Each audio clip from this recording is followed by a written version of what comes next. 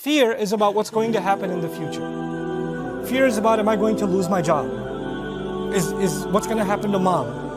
What's going to happen to my family? What are they going to say?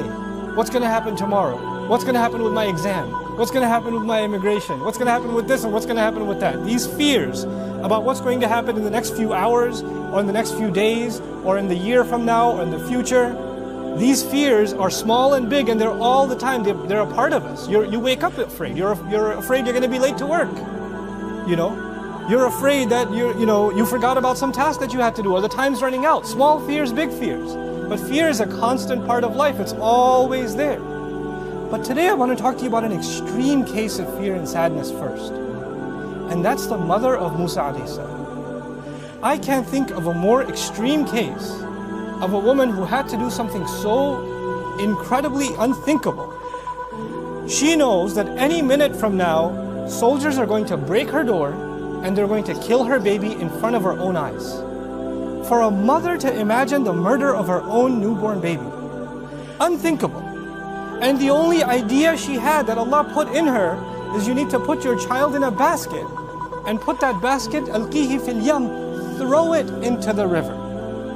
It's not even nicely, gently put it into the river. Ilqa is to throw. And this mother has to take her newborn. He can't even crawl yet. He can't even do that yet. And she has to throw this thing into the water. Can you imagine the kind of fear this woman has in her heart when she does that?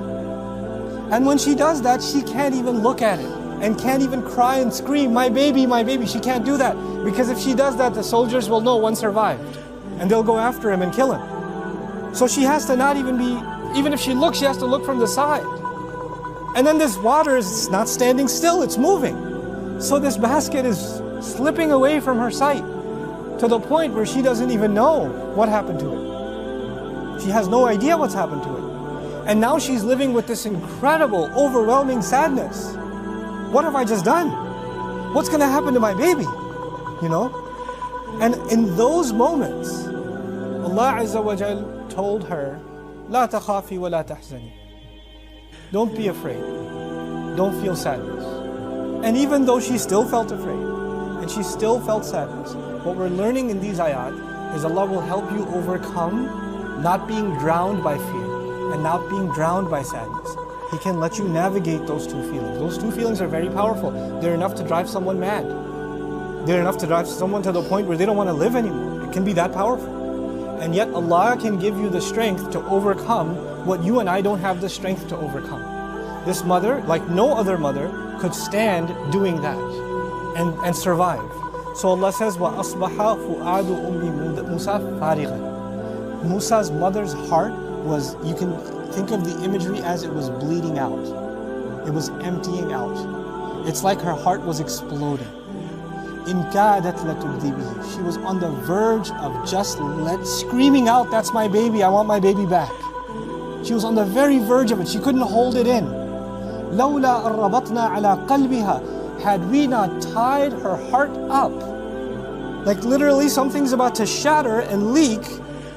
And Allah says He, like a rope, tied it up and held it in place. What are we learning?